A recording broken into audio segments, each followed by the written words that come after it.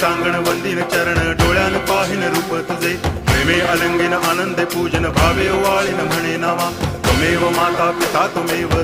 बंधुश्च सखा त्वमेव विद्या करुणं त्वमेव सर्वं मम देव कायेन वाचा मनसेन्द्रियैर्वा बुद्ध्यात्मना वा प्रकृति स्वभावात् करोमि यद्यत् सकलं परस्मै नारायणायति समर्पयामि अच्युतं केशवं रामनारायणं कृष्णदामोदरं वासुदेवं हरि गिरिधरं माधवं गोपिकावल्लभं जानकीनायकं रामचन्द्रं भजे हरे राम राम